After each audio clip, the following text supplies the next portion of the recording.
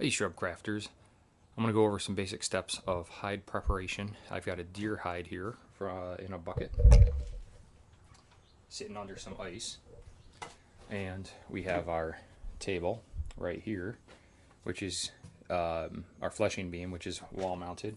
You'll notice that there's a lot of rust from the salt. Bucket of salt.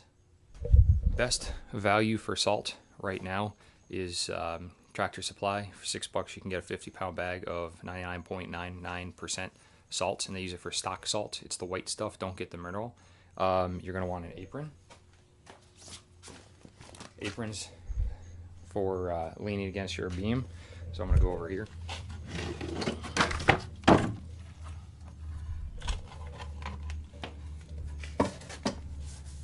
This is the Freedom brand fleshing beam system.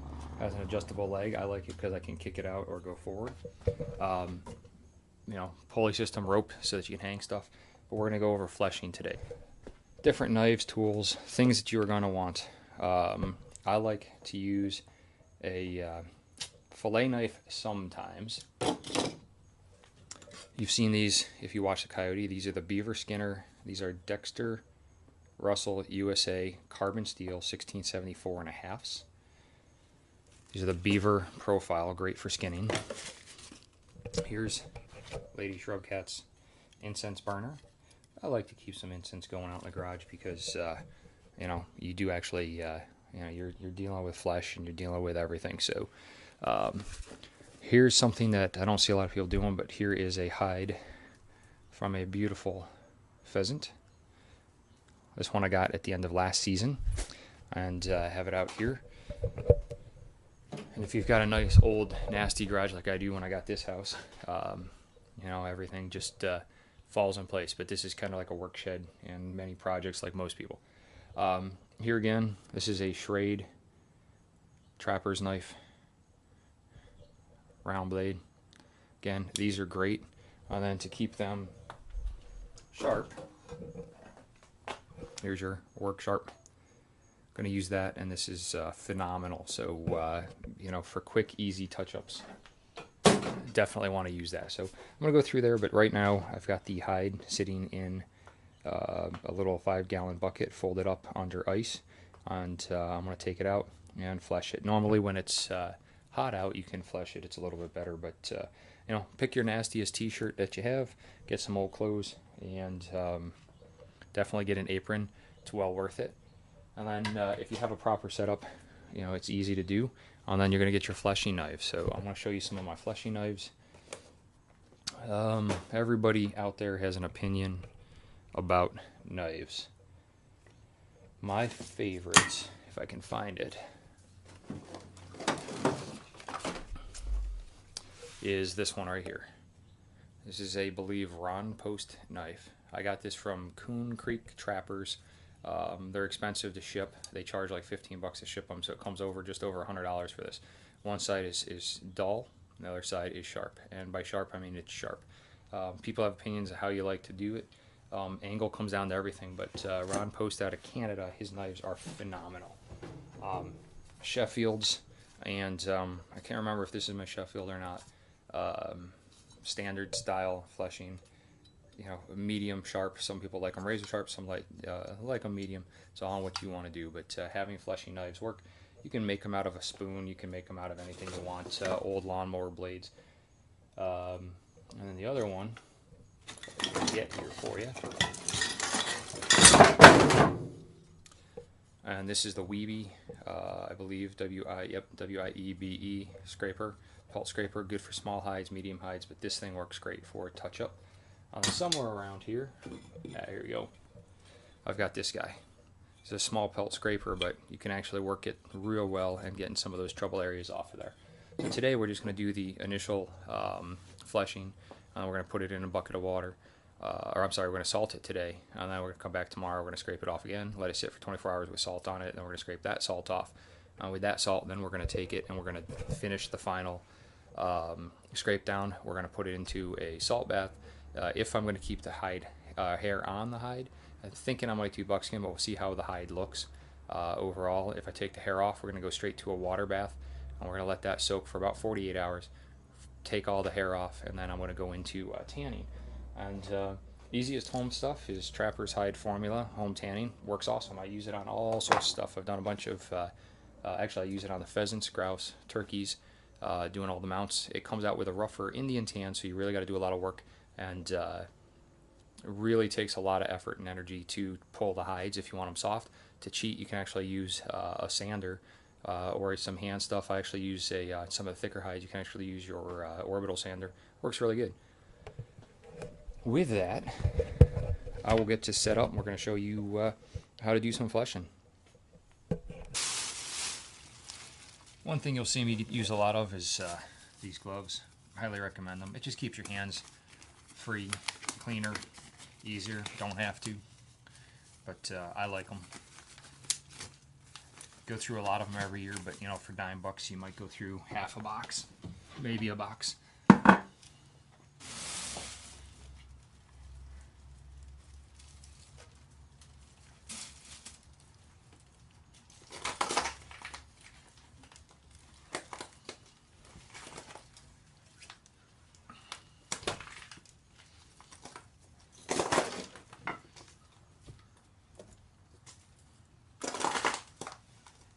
Alright, so hopefully you're on camera.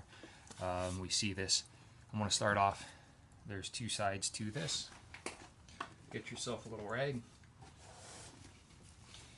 I always keep WD-40 on my knives. Get off any of that rust. And there is a side that is razor sharp. Well, almost razor. It comes razor sharp. There you go. So this side you want to be careful with so as not to go through the skin. So other side is what we're going to start with. You're just going to lean in. You know, let me make sure you can see this.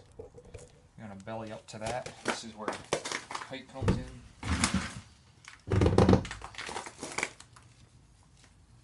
I like to take a rag. That helps stabilize. And you're just going to start.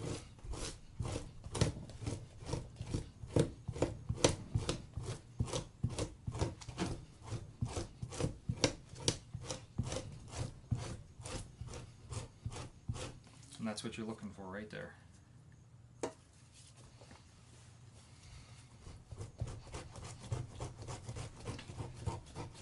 And it definitely takes some practice getting the feel for it.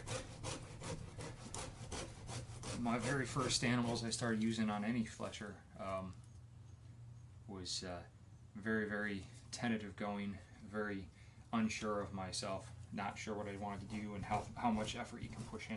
It is easy to damage. The only thing I would suggest is, as you get to your area, pull up the hide and work straight down.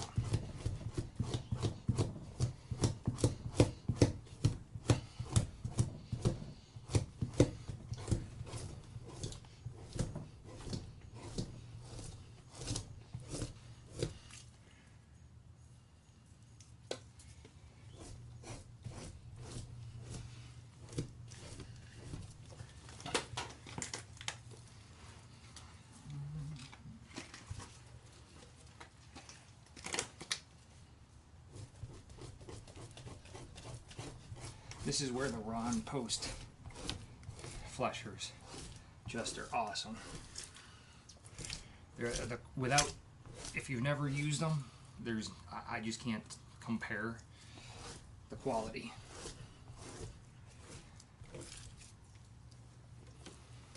I buy 99% of my stuff from F&T Post, and that's just because I like their customer service.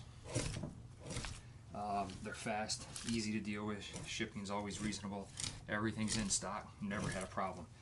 Unfortunately, they don't carry Post fleshing knives. The Sheffield, or whatever one that is, came from them, and it's nice, but I find myself using it so little because the size of this is just easy to manipulate. You can make one out of a lawnmower blade if you want to.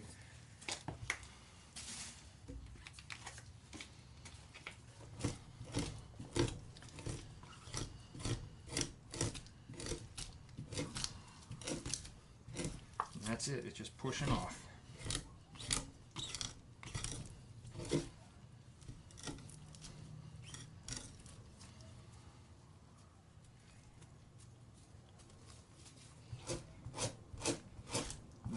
get off now, the less you have to get off after you salt it once, and the more the salt works.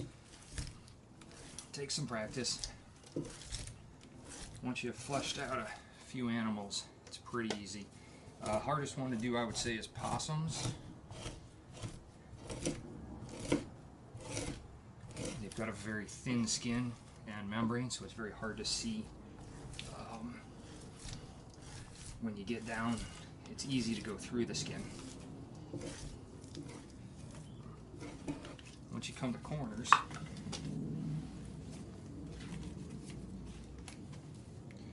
you get here, you're just going to push that off, and then it just works its way right down. So it's pretty quick. I think my first time fleshing something took me probably an hour or two, trying to figure out how much pressure.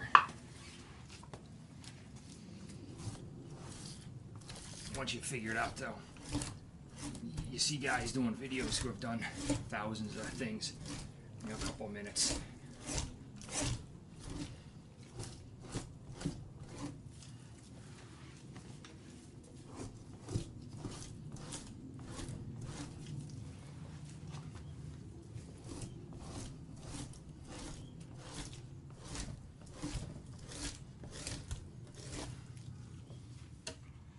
Sawdust works real good for those droppings. So does salt.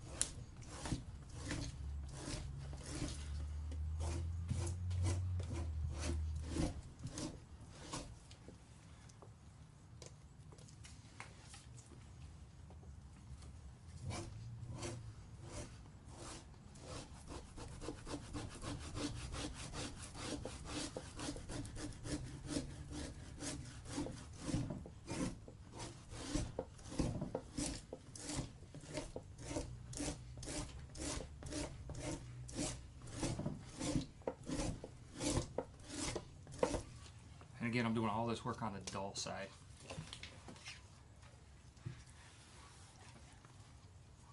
Once you get the majority of this off, I like to come down, try to get it all off the bottom, and then you can start manipulating that hide.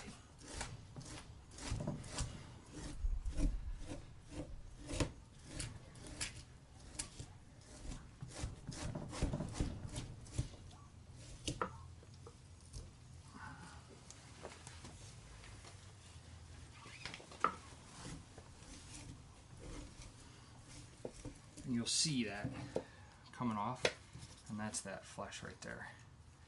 So you'll get a feel for it. If you haven't done it, just do it. And fleshing absolutely teaches you how to skin better, because you're looking at this going, okay, how do I preserve when I'm skinning? How do I keep a better hide so that I can do exactly what I'm doing right now?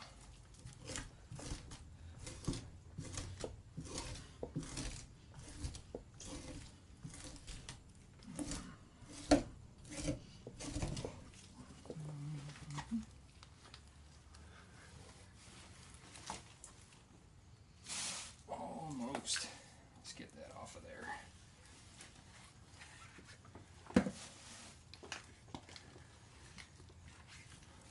Trying to get all these pieces that are hanging. Let's see.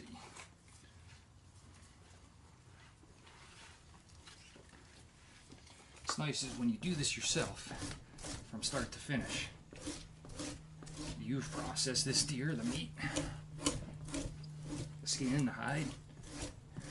You don't have to pay somebody to do it. The only time I send fur out is if I want it made into something where I want the quality of a commercial tannery and I don't want to spend the hours breaking a hide and softening it up. You can send it to a commercial place and they tumble them. And that's worth it. Like that coyote I shot, I was going out commercially. I did all the work, sewed it up, but I'm going to have them commercially do it just because in 35 days I can have a finished product, and that one's going to be a wall hanger. There you go. Coming right off. That's what you're looking for.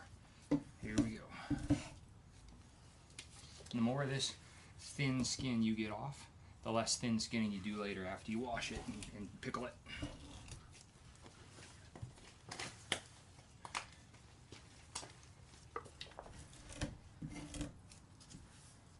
There you go. Take it right down.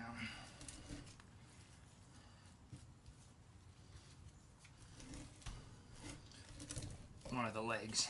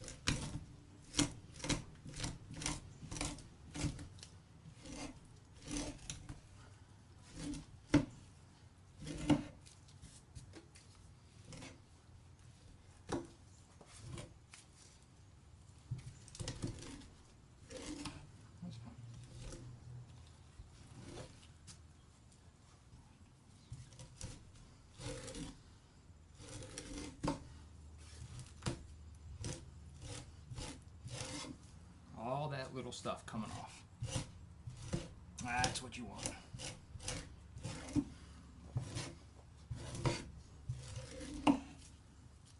Okay.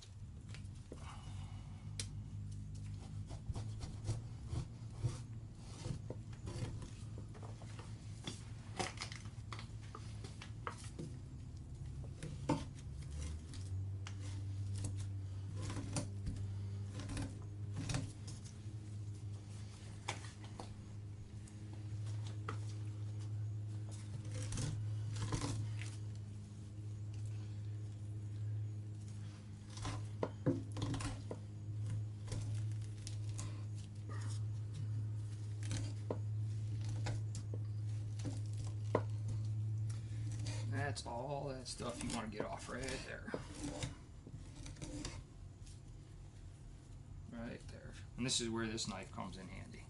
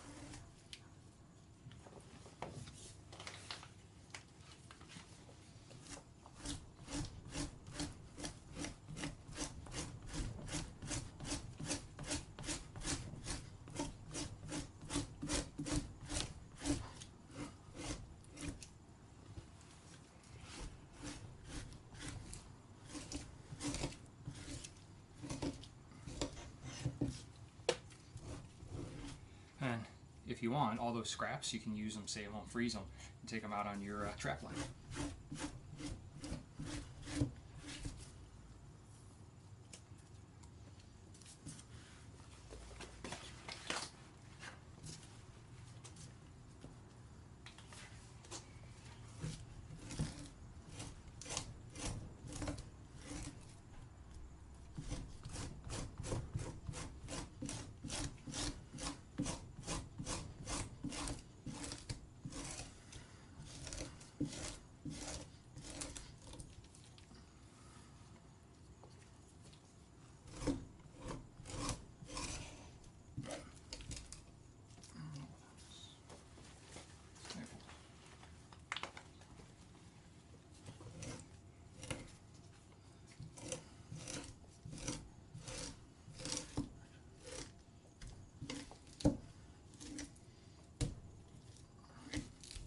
Actually, that piece you want to save, that's deer sinew. Use that for bow backing.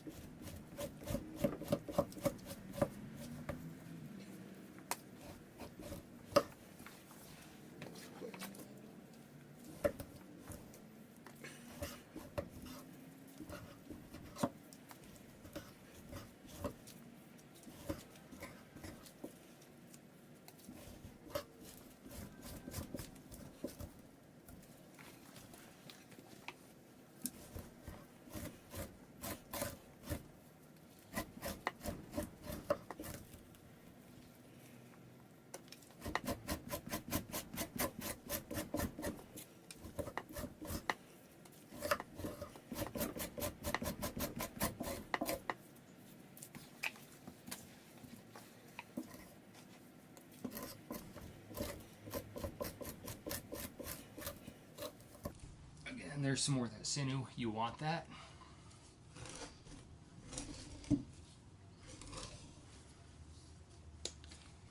Alright, we're almost there.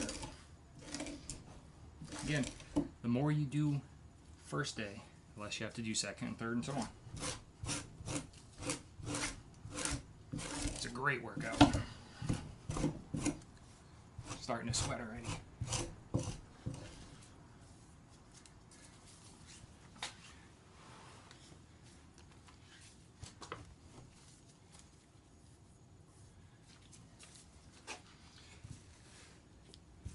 Well, I think that's the last leg.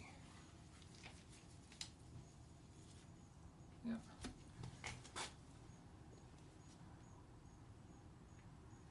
Yeah, cool.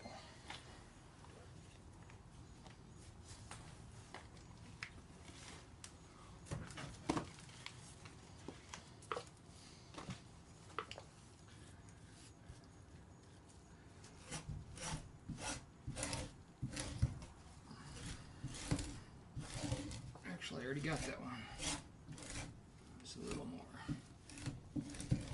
Cool. Nice. So, let's see.